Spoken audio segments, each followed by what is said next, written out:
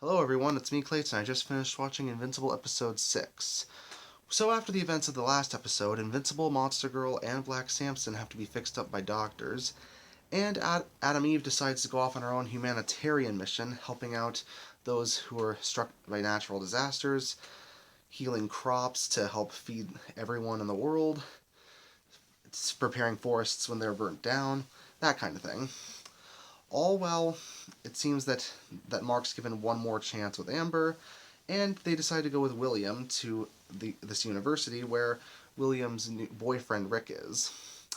It's definitely a fun adventure until they run into D.A. Sinclair, played by Ezra Miller, who believes that turning people into cyborgs can help somehow benefit humanity. This forces Invincible to intervene, making Mark's already fractured relationship with Amber all the more difficult, on top of the fact that it puts William in danger and his boyfriend Rick. And while that's going on, Robot decides to help out in healing Monster Girl and talking with Black Samson, and Debbie has figured out the awful truth about Nolan. So that's all I'll say about the story. The story definitely happens to bring things to a head, to the point where I'm pretty sure a lot of shocking moments are going to happen in the last 2 episodes of the season. On top of that, I love how it happened to flesh out William's character, played by Andrew Rannells. I don't think William is a typical gay best friend character, but it's certainly very obvious when it comes to his sexuality.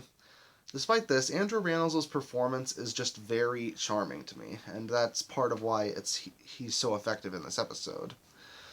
Not only does he interject with the right amount of humor, but he also has the right amount of heart to make him a character worth rooting for. And D.A. Sinclair, played by Ezra Miller, definitely happens to fit into the more despicable villains of the show.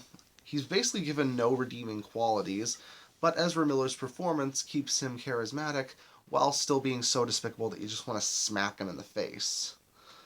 On top of all of that, I love the fact that Debbie's not portrayed as just a typical wife character, that she's given stuff to do. She actually happens to go to the Mark Hamill character to discover the truth behind her husband, and she feels like she's had an active role throughout the season.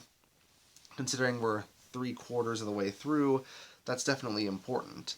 And on top of that, the action is as on point as ever, especially in the various fights in the sewers as well as on the campus, where we get to see Invincible really get his butt whooped once again, but considering he's up against a new challenger every time, and each one of them seems to scale up to power with him when it comes to their situations, it doesn't really bother me that Invincible has been on the receiving end of some butt whoopings recently.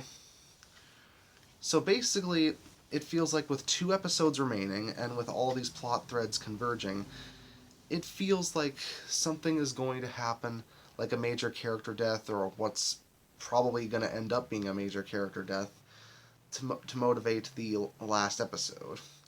And I can't wait to see what's going to happen. So I'm definitely giving this one a thumbs up when it comes to being a good third to last episode. Because just when things look like they're getting better for Invincible, things keep getting worse for him. But that's part of what makes the show so entertaining and so thrilling to watch. See you next time.